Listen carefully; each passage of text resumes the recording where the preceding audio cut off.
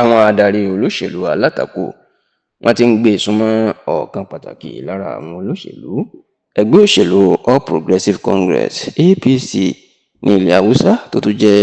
alátìlẹ́yìn àti ògbónágbòǹgbò àwọn tí ó ṣiṣẹ́ fún ààrẹ Bọ́lá Ahmed Tinubu lásìkò ètò ìdìbò ààrẹ ọdún 2023 tó sì jẹ́ pé níṣe ni wọ́n ti ń bá ọkùnrin náà sọ̀rọ̀ láti darapọ̀ mọ́ ẹgbẹ́ òṣèlú African Democratic Congress (ADC) tí àwọn adarí ẹgbẹ́ òṣèlú alátakò tó ń kóra wọn jọ sí láti gbàjọba kúrò lọ́wọ́ ààrẹ Bọ́lá Ahmed Tinubu tàbí kó kúkú dúró sínú ẹgbẹ́ òṣèlú APC kó sì máa ṣiṣẹ́ tako ààrẹ Bọ́lá Ahmed Tinubu níbẹ̀. Ǹjẹ́ ta ni ẹni tí à ń sọ gan nípa ẹ̀? Òun mà ní gómìnà àná ní ìpínlẹ̀ Jigawa ìyún Alhaji Abubakar Badaru. Bí ẹ bá sì fọkàn bá tó ń ṣẹlẹ̀ lórílẹ̀‐èdè Nàìjíríà, bàbá náà òun ni mínísítà fún ètò ààbò lórílẹ̀‐èdè yìí, Minister for Defence, èyí tí ààrẹ Bọ́lá Ahmed Tinubu tó ṣẹ̀ṣẹ̀ gbàṣẹ́ lọ́wọ́ ẹ̀ ní àìpẹ́ yìí tí ó fi olórí gbogbo ọmọ ogun orílẹ̀‐èdè Nàìjíríà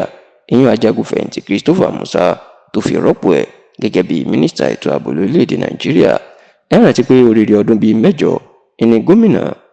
Abubakar Badaru ìní ó fi ṣe gómìnà ìpínlẹ̀ Jigawa tó sì jẹ́ pé lára àwọn gómìnà tó ṣiṣẹ́ takuntakun fún ààrẹ Bọ́lá Ahmed Tinubu láti di ààrẹ orílẹ̀‐èdè Nàìjíríà lọ́dún 2023 òní Badaru ló wà nínú ẹ̀. Kódà lásìkò tí ọ̀wọ́n gógó owó náírà scarcity tó gba Nàìjíríà, èyí tí àwọn èèyàn tẹ́gbàgbọ́ pé Tinubu náà fẹ́ fi bàláyé jẹ́ lásìkò tí ètò ìdìbò ààrẹ ọdún 2023 tó ń bọ̀, Badaru wà lára àwọn tó ń sọ̀rọ̀ síta láti gbèjà Tinubu àti láti tako ìjọba olóògbé Muhammadu Buhari. Ìpàfẹ́ bá ti Tinubu jẹ́ ni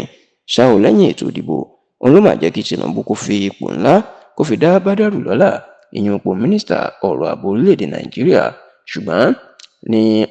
bó ṣe kù díẹ̀ kí ọdún tó kọjá kí ó parí ni wọ́n kéde pé Badaru ti kọ̀wé fipò sílẹ̀, ṣùgbọ́n tó jẹ́ pé wọ́n ní wọ́n kàn fẹ́ lè bò láṣìírí ni nítorí pé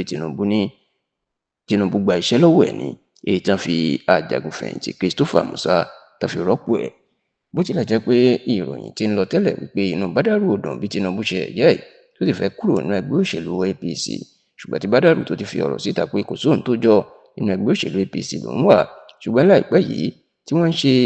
ètò ìforúkọsílẹ̀ àwọn ọmọ ẹgbẹ́ òṣèlú APC, níṣẹ́ làwọn èèyàn ò rí Badaru ń ta pẹ̀lú àwọn ọmọlẹ́yìn ẹ̀ tó sì jẹ́ pé ìpàdé ní òun àtàwọn alátakò pàápàá láti inú ẹgbẹ́ òṣèlú ADC ẹni wọ́n ń ṣe kiri tó jẹ́ pé bá ṣe ń ṣàbẹ̀wò sí nílé ní àwọn ọmọlẹ́yìn ẹ̀ náà bá wọn ṣe ìpàdé tá a sì gbọ́ pé àwọn adarí ẹgbẹ́ òṣèlú alátakò wọ́n ti mú Badaru wọ́n ti bá a ṣèpàdé, wọ́n sì ti jẹ́ kó di mọ̀ pé kó ṣiṣẹ́ fáwọn láti ṣe fi gbẹ̀san lára Tinubu, èyí tí a gbọ́ wípé Badaru náà ó ti fẹ́ gbà sí wà lẹ́nu nítorí nǹkan tí Tinubu ṣe wọ́n ló dùn kọjá sí Tinubu ṣe.